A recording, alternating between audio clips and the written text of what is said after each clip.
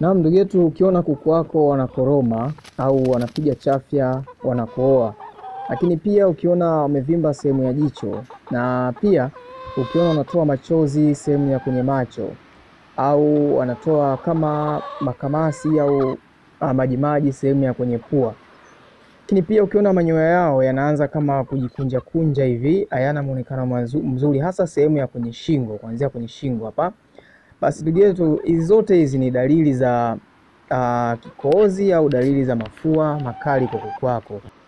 Sasa dalili zote zitategemeana ni aina gani ya hatua ya ugonjwa. Yaani kama ugonjwa unazidi kuongezeka zaidi, basi dalili zingine zaidi kali zitaanza kuonekana, na hapa itaenda kupelekea hatari kubwa sana kwa kuku wako. Na usipokuwa makini, basi kuku wako pia wanaweza wakafa. Leo tunaenda tukaone ni tiba gani ya asili ambayo unaweza ukaitumia kwa kutumia mimea hii ambayo inatuzunguka katika mazingira yetu. Tunaweza tukaitumia katika kutengeneza tiba asili ya kikohozi au mafua makali kwa kuku. Naam, na mahitaji sasa kuwa nayo, tutaenda kuchukua mimea hii hapa mitatu na tutaenda kuchanganya kwa pamoja. Itabidi uwe na tangawizi ambayo imesagwa au unga wa tangawizi ambayo ile imekauka vizuri, lakini utakuwa na vitunguu saumu, lakini vile vile utakuwa na pilipili. Pilipili hizi hapa, pilipili ndefu, lakini hata kama una hizi basi unaweza kutumia hata pilipili kichaa. Sasa mchanganyiko wa vitu vyote hivi vitatu vitaenda kutumika katika kama tiba ya mafua makali kwa kuku wako. Kuwa wa kwanza usipitwe na chochote kutoka Agarus TV. Subscribe, kisha bonyeza alama ya kengele itakayotokea kama hivi. Usisahau kulike, kushare na kucomment. Asante kwa kujiunga na kuwa na mzani, lakini hata kama hutakuwa na mzani basi utatumia tu kijiko, hivi vijiko vikubwa vya chakula. Lakini katika somo hili tutaenda kuonesha mimea yote hii iwe imeandaliwa kwa kukaushwa. Yani tutatumia sana sana unga wa mimea hii hapa, yani hizo pilipili, vitunguu saumu na tangawizi. Basi kwa sababu tulishaelezea faida ya kuweza kukausha mimea hii, kwa sababu utaweza kuhifadhi na inaweza ikakaa muda mrefu sana. Kwa hiyo vipimo vitakavyo kutumika hapa ni kwa unga wa hivyo vitu vitatu. Gramu 350 za unga wa kitunguu saumu na unga wa tangawizi kwa pamoja. Yani utakuwa 350 huku 350 huku. Lakini kama utakuwa na mzani, basi unaweza kutumia tu kijiko kile cha chakula. Utapima vile vijiko 25 vya unga wa kitunguu saumu na vijiko 25 vya unga wa tangawizi. Kwa hiyo huo mchanganyiko wote utauchanganya vizuri, lakini utakuwa na maji kiasi cha nusu lita au mililita 500. Kwa hiyo maji ya kiasi cha nusu lita utachanganya na hivyo vichanganyiko, yani huo mchanganyiko wa vitu viwili kwanza kabla mchanganyiko wa pilipili. Kwa hiyo utachanganya huo mchanganyiko vizuri na kisha unakoroga vizuri na unachanganyika vizuri. Na baada ya hapo sasa utaenda kuchukua kiasi cha pilipili. Sasa baada ya hapo huo mchanganyiko kuchanganyika vizuri, utachota huo mchanganyiko hivyo ulivyo, utachota mililita 20. Ni wastani wa vijiko kama 10 hivi. Yaani vijiko 10 vya hivyo vya chakula. Basi maji sasa lita moja tu ya maji kabisa, ambayo maji masafi umeweka pembeni. Utachukua vijiko vyako 10 au mililita 20, utaweka kwenye kiasi cha maji cha lita moja. Na baada ya hapo utaenda kuchukua sasa unga wa pilipili, ambapo umechukua hizo yani vijiko vyako 10 vya mchanganyiko wa tangawizi na vitunguu saumu. Kwa hiyo ule uji ambao utakuwa umetengeneza pale utaenda kwenye lita moja ya maji.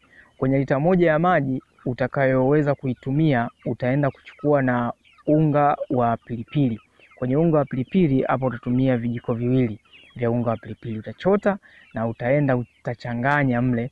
Wakati huo utakoroga tena vizuri yale maji, utahakisha yale maji yamekaa kidogo kwa muda. Basi utaacha kwa muda kama hata masaa 2 hivi au saa 1, kisha mchanganyiko unakaa vizuri na unatulia vizuri. Baada ya hapo sasa utaenda sasa kuwapa kuku wako. Na kuku wako hao utaenda kuwapa kwa muda gani? Utaenda kuwapa kuku wako kwa muda wa siku 1 hadi siku 2. Yani watakunywa ile siku utakapowekea, watakunywa ile siku ya kwanza, wataendelea kunywa mchanganyiko huo hadi siku ya pili. Lakini baada ya siku ya pili ule mchanganyiko ambao umeweka kwenye maji ya lita moja utautoa, yani utaumwaga na utasafisha tena vyombo tena vizuri. Utakuja tena kurudia tena, utaenda kuchukua ile kumbuka kuna ule mchanganyiko wetu awali kabisa ambao tulitengeneza pale mwanzoni, ambao una mchanganyiko wa kitunguu saumu pamoja na tangawizi ambao tuliweka kwenye mili 500 au kwenye nusu lita. Basi utachukua tena ule mchanganyiko tena, utapima mili zile 20 au vijiko 10. Utaenda tena utachukua tena pilipili hiyo vijiko 2 ya pilipili. Basi utaendelea tena kuchanganya tena, utaendelea tena kuwapa kuku wako. Kwa hiyo ukifanya vizuri ile zoezi ndani ya siku 5 hadi siku 6 hapo utakuwa umefanya kama mara 3. Yani ndani ya siku mara 3 utakuwa umefanya. Ndani ya siku 3 utakuwa umetengeneza hizi dawa. Lakini kuku wako utakuwa umeshakunywa maji haya kwa siku kama 5 hadi siku 6, ndio kama utaweza kuandaa kwa siku 3.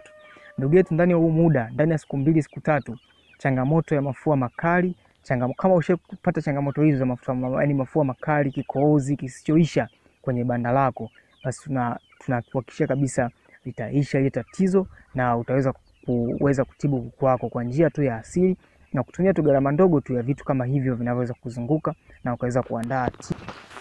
Na ndugu yetu, kama kuna sehemu yote ambayo hujaielewa kwenye somo hili, kwa sababu tunapozungumzia tiba tunazungumzia uhai wa kuku. Kwa hiyo usipoelewa hili somo utasababisha madhara makubwa sana kwa kuku wako. Hakikisha kwanza unaelewa vizuri, hata kwa kurudia mara kwa mara hili somo, kuhakikisha mpaka umeelewa vizuri. Kama imeshindikana kabisa kuelewa, basi kuna sehemu ambayo hujaweza kujielewa, basi unaweza kucomment hapo, ukaandika swali lako kwenye sehemu ya kuuliza swali hapo kwenye comment, na sisi tutakusaidia kwa kuweza kuelewesha zaidi ni sehemu gani ambayo hujaweza kuelewa na kuweza kufafanulia zaidi katika somo hili. Lakini pia kama una changamoto yoyote ile kuhusiana na ufugaji wa kuku wako au changamoto yoyote ile kuhusiana na kilimo na ufugaji, basi unaruhusiwa kucomment hapo na sisi tutaweza kukusaidia kwa namna moja au nyingine kuhakikisha kama Agarus TV unapata mafanikio makubwa sana katika ufugaji wako. Naam, kwa hiyo ni wewe tu kuweza kuhakikisha basi unafuatilia channel hii mara kwa mara. Masomo yako mengi sana kwenye channel hii. Lakini vile vile tunakuomba basi kama umeipenda hii video unaweza kutusaidia basi kuisambaza au kushare kwa ndugu na jamaa, ili na waweze kubahatika kupata elimu kama wewe unaweza kupata kupitia channel hii. Basi tukutakie kila laheri katika shughuli zako hizi za ufugaji na kilimo pia. Hadi wakati mwingine, kwaheri.